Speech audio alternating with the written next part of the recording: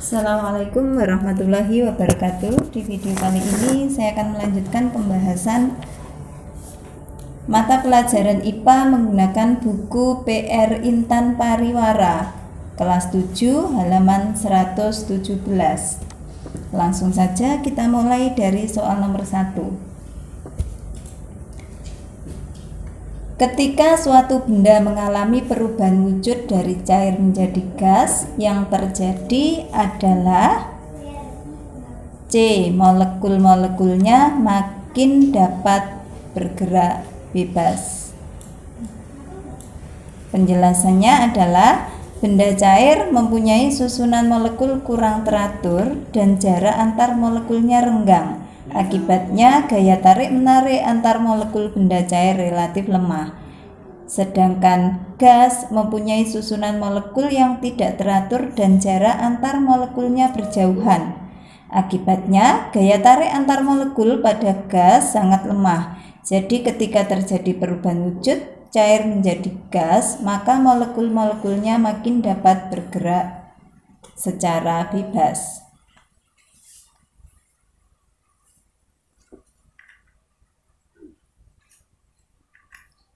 2.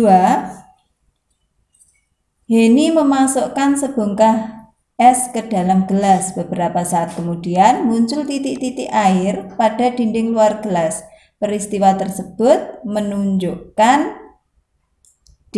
Pengembunan karena menjadi perubahan wujud gas menjadi cair. Penjelasannya adalah peristiwa munculnya titik-titik air pada dinding luar gelas yang berisi es menunjukkan adanya perubahan fisika akibat perubahan wujud dari gas menjadi cair atau mengembun. Ketika gelas diisi es, beberapa saat kemudian gelas menjadi dingin. Udara di sekitar gelas yang mengandung uap air ketika bersentuhan dengan gelas dingin, suhunya akan turun sehingga suhu uap air dalam udara juga ikut turun. Akibatnya uap air akan mengembun, membentuk tetes-tetes air di bagian luar gelas.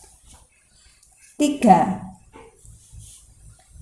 Bahan berikut yang menghasilkan campuran homogen jika dicampur dengan air adalah, jawabannya adalah cuka. B. Penjelasannya adalah campuran homogen merupakan campuran yang tidak dapat dibedakan antara zat-zat yang tercampur di dalamnya. Contoh campuran air dengan cuka membentuk larutan cuka. Campuran air dengan kopi, air dengan minyak, kemudian air dengan tepung akan membentuk campuran heterogen karena zat-zat penyusun tidak dapat bercampur secara sempurna sehingga dapat dibedakan antar komponen penyusunnya. 4. Perhatikan tabel berikut.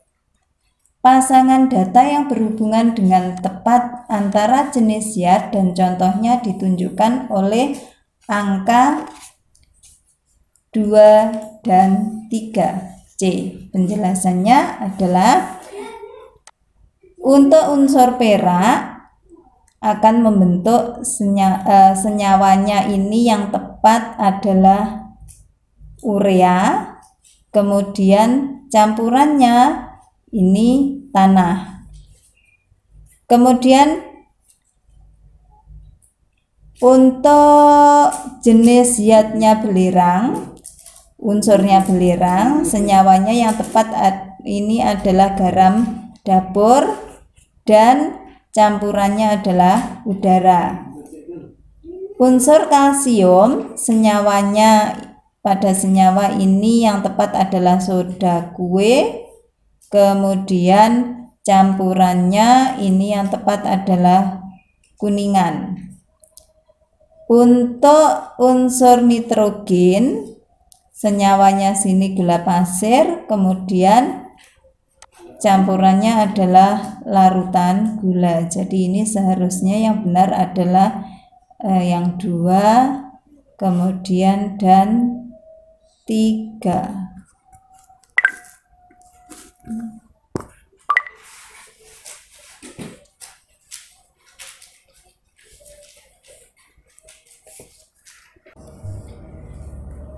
Kita lanjut ke soal nomor 5. Perhatikan model partikel yang dibuat oleh peserta didik berikut. Data tabel yang menunjukkan pengelompokan model partikel yang benar adalah ini yang benar adalah yang C. Penjelasannya adalah untuk unsur adalah zat tunggal yang tidak dapat diuraikan lagi menjadi zat lain yang lebih sederhana dengan cara fisika maupun dengan cara kimia. Sehingga di sini unsur ditunjukkan oleh gambar nomor 1 dan juga 4. Senyawa tersusun atas unsur yang berbeda yang bergabung melalui ikatan. Pada gambar, senyawa ditunjukkan oleh gambar nomor 2. Sedangkan molekul unsur adalah partikel materi yang terdiri atas unsur-unsur sejenis, jadi jenisnya sama. Sehingga dalam gambar ditunjukkan oleh gambar nomor 3.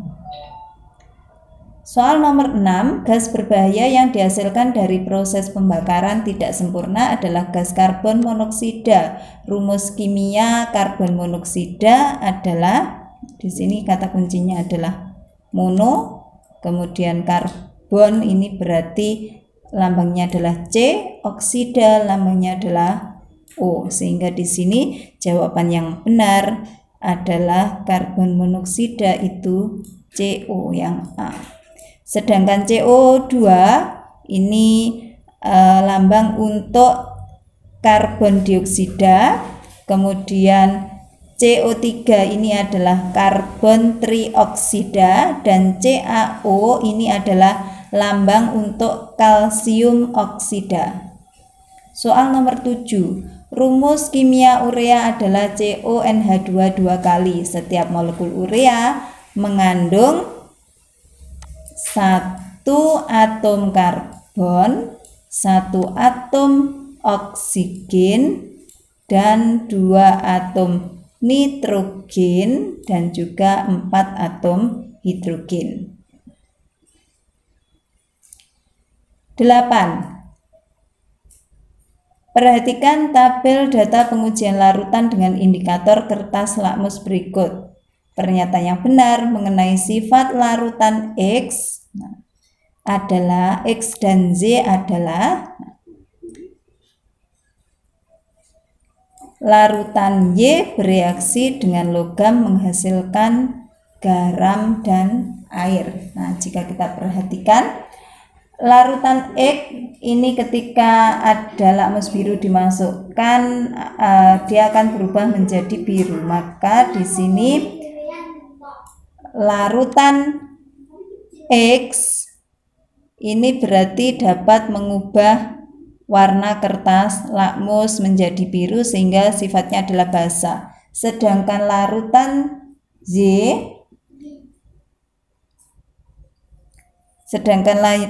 Y ini dapat memerahkan kertas lakmus, berarti larutan Z ini sifatnya adalah asam. Nah, sedangkan sifat atau ciri-ciri larutan basah antara lain, larutan basah itu pH-nya lebih dari 7. Jadi ini pernyataan yang A salah. Sebentar, ini saya hapus dulu, ini kita analisa dulu.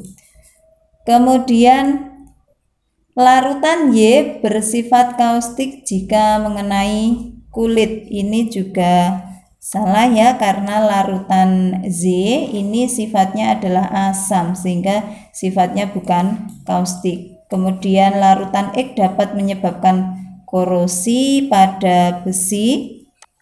Ini benar karena apa? Karena larutan Z adalah sifatnya adalah asam. Berarti untuk soal nomor 8 jawabannya adalah yang C. Larutan X, larutan X dapat menyebabkan korosi, ini salah. X tadi adalah basa.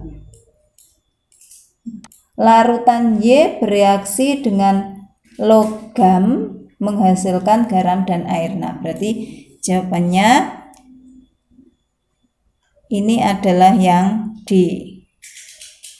Ini sebenarnya bukan menghasilkan garam ya, sebenarnya nanti yang dihasilkan itu adalah hidrogen. Karena dalam air dia akan menghasilkan ion H+. Nah, kemudian kita lanjutkan ke soal nomor 9. Soal nomor 9, perhatikan gambar percobaan menggunakan kamper berikut. Fungsi S pada kaca arloji adalah, di sini fungsi S-nya adalah untuk menyublimkan kamper. Penjelasannya adalah gambar menunjukkan percobaan sublimasi kamper padat yang dipanaskan berubah wujud menjadi gas. Gas kamper ketika mendapat suhu dingin akan berubah wujud menjadi fase padat kembali tanpa melalui fase cair. Untuk mendinginkan gas kamper dalam percobaan digunakan es yang diletakkan pada kaca arloji. Jadi es berfungsi untuk menyublimkan gas kamper yang dihasilkan. 10. Siti ingin memisahkan zat warna pada tinta spidol dengan metode kromatografi kertas. Langkah pertama yang dilakukan Siti adalah membuat garis tepi, bawah, dan atas pada kertas. Penjelasannya adalah pemisahan komponen zat warna dalam spidol dengan metode kromatografi memiliki beberapa langkah. Yang pertama adalah mengisi gelas beker dengan pelarut atau aqueous, kemudian membuat garis tepi, bawah, dan atas pada kertas. Yang ketiga, menotolkan tinta spidol pada tepi bawah kertas. Yang keempat, memulai proses elusi. Yang kelima, mengukur jarak noda dan jarak pelarut. Dan yang keenam adalah menghitung harga kecepatan rambat noda. 11. Ani ingin melakukan percobaan untuk memisahkan campuran antara alkohol, pasir, dan air. Metode pemisahan yang tepat digunakan Ani untuk memisahkan ketiga komponen adalah filtrasi lalu destilasi. Penjelasannya adalah langkah pertama pemisahan dilakukan untuk memisahkan padatan yaitu pasir dengan cara filtrasi. Filtrasi adalah proses pemisahan campuran hidrogen yang mengandung cairan dan partikel zat padat dengan media filter berupa kertas saring. Setelah memisahkan partikel pasir dari campuran, pemisahan selanjutnya dilakukan untuk memisahkan air dan alkohol. Air dan alkohol memiliki titik didih yang berbeda. Air mempunyai titik didih 100 derajat Celcius, sedangkan alkohol titik didihnya adalah 78 derajat Celcius. Oleh karena mempunyai titik didih yang berbeda, campuran alkohol dan air dipisahkan dengan metode destilasi. Destilasi dilakukan dengan memanaskan campuran dalam wadah tertutup sehingga salah satu komponen menguap. Uap kemudian didinginkan hingga mengembun lalu ditampung. Jadi metode pemisahan yang tepat digunakan untuk memisahkan campuran alkohol, pasir, dan air adalah filtrasi lalu destilasi.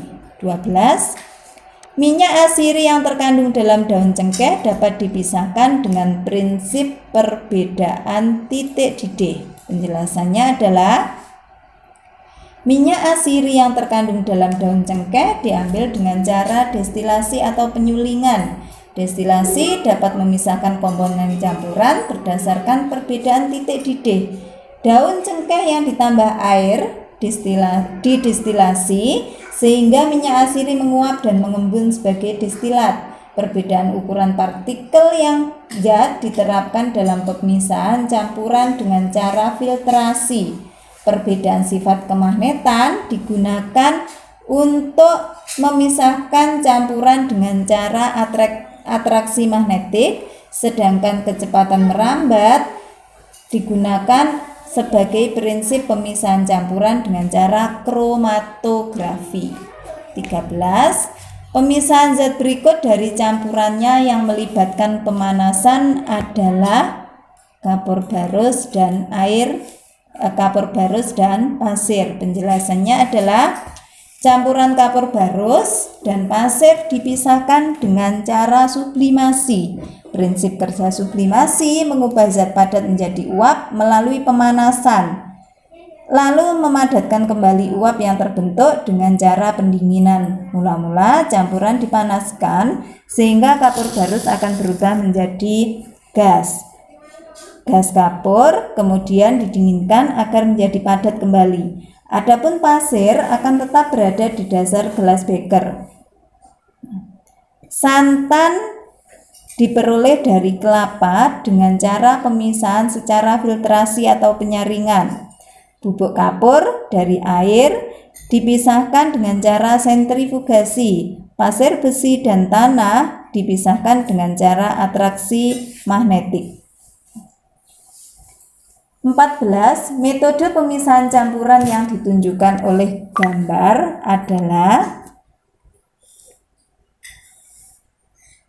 filtrasi. Penjelasannya adalah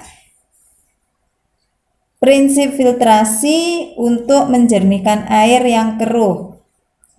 Air yang keruh mengandung partikel tertentu yang tidak dapat dipisahkan hanya dengan pengendapan, tetapi juga perlu penyaringan. Penyaringan dilakukan secara bertahap dengan saringan, kemudian kerikil, pasir, arang, dan kapas. Air mula-mula dilewatkan dalam kerikil, lalu pasir, dan selanjutnya dalam arang dan kapas sehingga akan didapatkan air yang lebih jernih dan bersih. 15. Perhatikan beberapa pernyataan berikut. Peristiwa 1, 2, dan 3 berturut-turut menunjukkan adanya perubahan. Mangga mentah yang diperam menggunakan karbit berubah menjadi matang. Ini termasuk perubahan kimia. Jadi ini perubahan kimia. Sebelumnya mungkin perlu kalian ketahui perubahan itu ada dua, yaitu perubahan kimia dan perubahan fisika. Perubahan kimia itu adalah perubahan zat yang menghasilkan zat baru dengan sifat yang berbeda dari asalnya. Sedangkan perubahan fisika adalah perubahan yang tidak disertai dengan terbentuknya zat baru dan tidak terjadi perubahan komposisi materi. Saya lanjutkan untuk pernyataan yang kedua. Kristal gula pasir berubah warna menjadi coklat kehitaman saat dipanaskan. Ingat di sini ada perubahan warna, berarti ada perubahan zat baru, pembentukan zat baru sehingga dia termasuk perubahan kimia. Sedangkan lahar panas gunung berapi menjadi batu dan pasir jika telah dingin, ini termasuk perubahan fisika. Sehingga jawabannya yang betul adalah yang B. 16. Ketika kamu menyemprotkan minyak wangi, baunya segera tercium oleh hidung. Peristiwa tersebut menunjukkan bahwa minyak wangi selalu memenuhi ruangan. Penjelasannya adalah bau minyak wangi yang disemprotkan akan menyebar di sekitar kita karena wujudnya adalah gas. Gas mempunyai bentuk dan volume yang berubah-ubah. Bentuknya berubah-ubah karena jarak antar partikel gas sangat jauh. Susunannya tidak teratur dan gaya tarik antar partikelnya sangat lemah. Oleh karena itu, gas mempunyai sifat selalu memenuhi ruang. Volume gas berubah-ubah karena partikel gas dapat bergerak bebas meninggalkan kelompoknya. 17. Reaksi kimia yang ditandai dengan perubahan suhu terdapat pada peristiwa menambahkan serbuk karbit ke dalam air. Penjelasannya adalah reaksi kimia yang ditandai dengan perubahan suhu terjadi saat menambahkan serbuk karbit ke dalam air. Reaksi butiran karbit dan air menyebabkan suhu air meningkat. Timbulnya panas menunjukkan telah terjadi reaksi kimia. Sedangkan meniupkan udara ke dalam air kapur menghasilkan endapan kalsium karbonat berwarna putih. Kemudian reaksi antara logam seng dengan asam sulfat, kemudian dan kapur tulis yang dimasukkan ke dalam larutan asam klorida ini hanya akan menghasilkan gelembung-gelembung gas. Kita lanjutkan ke soal selanjutnya, yaitu ke nomor 18. Nah, perhatikan gambar larutan natrium kromat yang ditambah larutan perak nitrat di samping. Perubahan sifat materi ditandai dengan adanya terbentuknya endapan. Nah, jadi natrium kromat jika direaksikan dengan perak nitrat akan menghasilkan endapan perak kromat dan larutan natrium nitrat. Reaksi yang menunjukkan terbentuknya endapan yaitu ditandai dengan adanya larutan yang menjadi keruh. 19. Perhatikan beberapa peristiwa berikut. Peristiwa yang termasuk jenis perubahan fisika karena perubahan bentuk dan ukuran ditunjukkan oleh angka 1 dan 2, yaitu serat rami dipintal menjadi benang, berarti ada perubahan bentuk dan ukuran. Kemudian kayu diolah menjadi daun pintu dan jendela. Sedangkan kedelai yang diolah menjadi kecap ini termasuk perubahan kimia.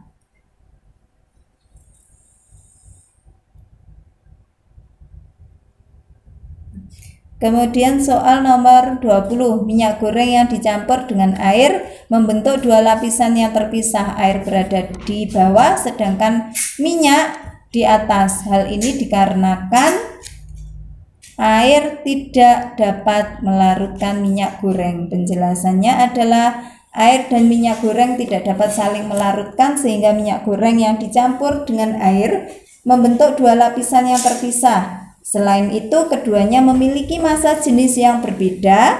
Massa jenis minyak goreng lebih kecil daripada massa jenis air. Inilah yang menjadi alasan ketika dicampurkan minyak goreng berada di atas sedangkan air yang massa jenisnya lebih besar berada di bawahnya minyak goreng. Kita lanjutkan ke bagian B. Perubahan wujud yang dialami air ketika diberi kalor adalah, jawabannya adalah menguap. Kemudian soal nomor 2.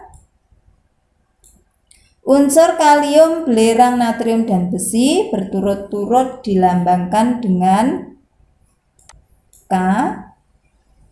Kemudian belerang ini S, pakai huruf kapital ya. Kemudian natrium ini adalah Na, N-nya besar, kemudian A-nya kecil. Sedangkan besi dilambangkan dengan Fe, F-nya F kapital, E-nya E kecil. 3. Senyawa basa yang terdapat pada obat mah dan deodoran berturut-turut adalah MgOH 2 kali. Saya tuliskan di sebelah sini. Jadi berturut-turut adalah MgOH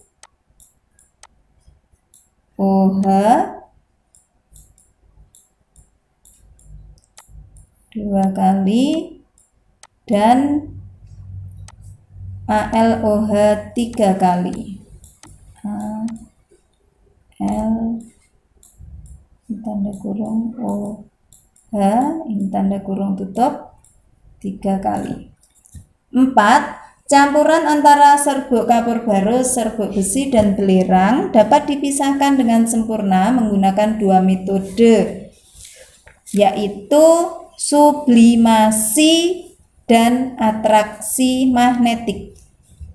5. Campuran dapat dipisahkan menjadi komponen penyusunnya dengan cara distilasi. Syarat yang harus dimiliki oleh komponen campuran agar dapat didistilasi adalah memiliki perbedaan titik didih.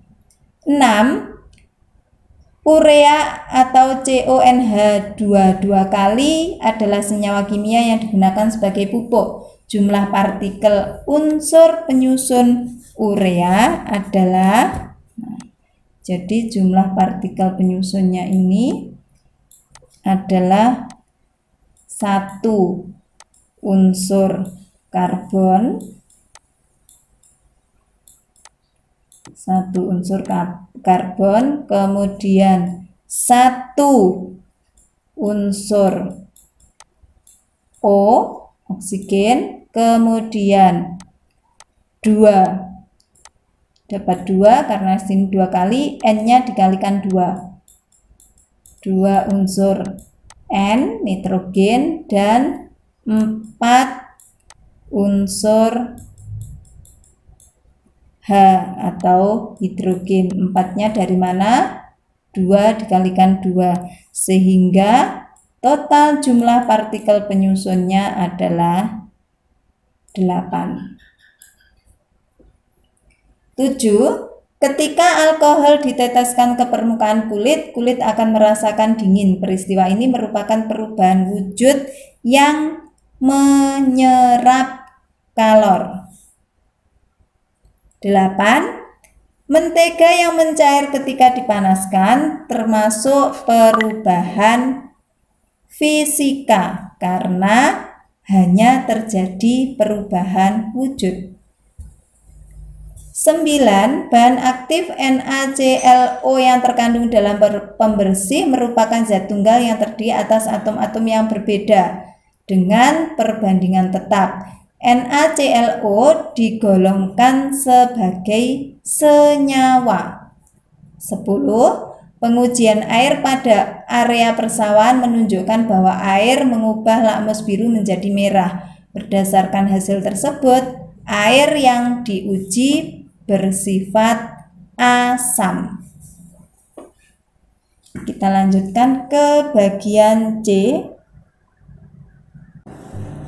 Soal nomor 1, pada saat menghirup napas, udara dapat dengan mudah masuk dan mengalir ke saluran pernapasan yang berukuran sempit. Mengapa bisa demikian? Jawabannya adalah udara dapat mengalir dengan mudah di saluran nafas karena molekul gas dapat bergerak sangat bebas. Berdasarkan sifatnya, benda gas bergerak ke segala arah dan mengisi seluruh ruang kosong. Jarak antar molekul pada gas sangat renggang sehingga volumenya mudah berubah sesuai dengan wadah yang ditempatinya. Akibatnya, gas mudah mengalir meskipun melewati saluran yang sempit.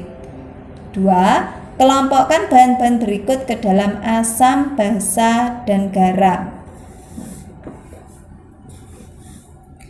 Salah satu ciri asam adalah dapat menghasilkan ion hidrogen atau ion H+. Sedangkan basa akan menghasilkan ion hidroksida atau OH-. Untuk garam tidak akan menghasilkan ion H+ maupun ion OH-. Sehingga di sini KOH ini termasuk basa. Saya lambangkan dengan B. CH3COOH ini asam. HCl ini juga asam. BaCl2 ini berarti garam. NH4 2 kali SO4 ini termasuk garam. NH4OH ini termasuk basa. 3. Salah satu penerapan metode pemisahan distilasi dalam industri yaitu untuk memproduksi oksigen cair dan nitrogen cair dari udara. Bagaimana proses pemisahan kedua zat tersebut? Jawabannya adalah dalam industri, metode pemisahan distilasi digunakan untuk mendapatkan gas tertentu dari udara. Gas di udara dapat dipisahkan berdasarkan prinsip perbedaan titik didih dengan metode penyulingan bertingkat atau distilasi fraksionasi. Udara terdiri dari beberapa macam gas yaitu 78% nitrogen, 21% oksigen dan 1% gas lain. Udara dikompresi dan didinginkan sehingga mengalami perubahan fase dari gas menjadi cair. Setelah udara mencair, udara didistilasi untuk mendapatkan tiap komponen. Pada proses ini, suhu udara cair dinaikkan secara bertahap sehingga setiap komponen di dalamnya mendidih pada suhu yang berbeda dan dikumpulkan secara terpisah. Kita lanjutkan ke soal nomor 4.